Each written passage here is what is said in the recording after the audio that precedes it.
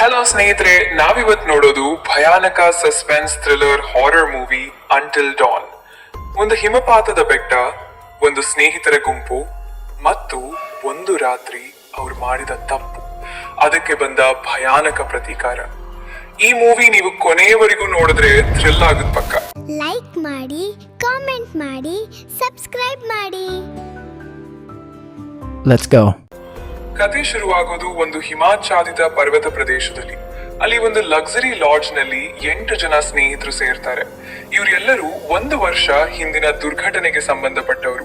ಅವರ ಸ್ನೇಹಿತೆ ಹ್ಯಾನಾ ಮತ್ತು ಅವಳ ತಂಗಿ ಬೆತ್ ಅವರು ಅಲ್ಲಿ ಮಿಸ್ಸಿಂಗ್ ಆಗ್ತಾರೆ. ಆ ದಿನ ಸ್ನೇಹಿತರು ಹ್ಯಾನಾಗೆ ಒಂದು ಪ್ರ್ಯಾಂಕ್ ಮಾಡ್ತಾರೆ.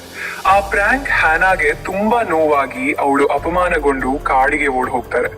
ಬೆತ್ ಅವ್ರ ಹಿಂದೆ ಹೋಗ್ತಾಳೆ, ಆದ್ರೆ ಇಬ್ಬರು ಪರ್ವತದಿಂದ ಬಿದ್ದು ಕಾಣೆ ಆಗ್ತಾರೆ. ಅವರ ದೇಹವೂ ಸಿಕ್ಕೋದಿಲ್ಲ. 1 ವರ್ಷ ನಂತರ ಅದೇ ಸ್ನೇಹಿತರು ಮತ್ತೆ ಅಲ್ಲಿ ಸೇರ್ತಾರೆ.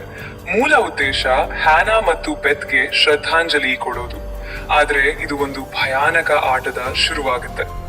ರಾತ್ರಿ ಆಗುತ್ತಿದ್ದಂತೆ ಅವರಿಗೆ ವಿಚಿತ್ರ ಘಟನೆಗಳು ಕಾಣಿಸ್ತವೆ.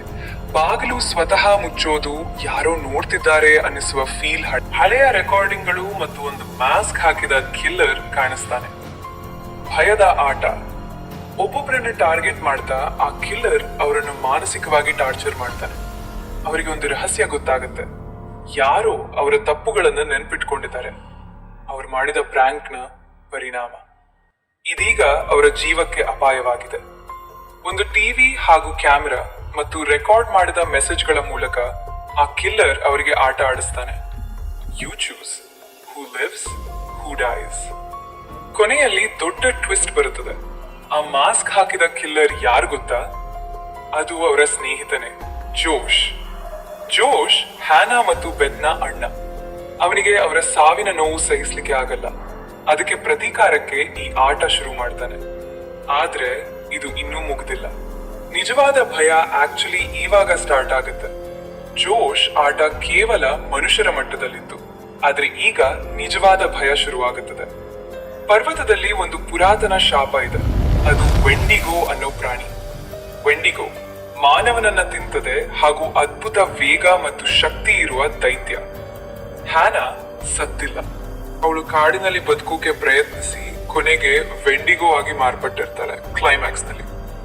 ಇದೀಗ ಸ್ನೇಹಿತರು 2 ಅಪಾಯಗಳ ನಡುವೆ ಸಿಲುಕ್ತಾರೆ. ಜೋಶ್ನ ಮಾನಸಿಕ ಆಟ ಹಾಗೂ ವೆಂಡಿಗೋ ದಾಳಿಯಿಂದ ಒಬ್ಬೊಬ್ಬರು ಸಾಯ್ತಾರೆ. ಕೆಲವರು ಮಾತ್ರ ಉಳಿಯಲು ಹೋರಾಡ್ತಾರೆ. ಆದ್ರೆ ಕೊನೆಯಲ್ಲಿ ಯಾರು ಬದುಕ್ತಾರೆ ಅನ್ನೋದು ಅವರ ಆಯ್ಕೆಯ ಮೇಲೆ ಡಿಪೆಂಡ್ ಆಗಿರುತ್ತೆ. ಕೆಲವರು ಪಾರಾಗ್ತಾರೆ, ಕೆಲವರು ವೆಂಡಿಗೋಗೆ ಬಲಿಯಾಗ್ತಾರೆ. ಜೋಶ್ ಕೂಡ ಕೊನೆಯಲ್ಲಿ ಪಾಗಲಾಗಿ ಅಥವಾ ವೆಂಡಿಗೋ ಆಗಿ ಮಾರ್ಪಡುವ ಸೂಚನೆ ಸಿಗುತ್ತೆ.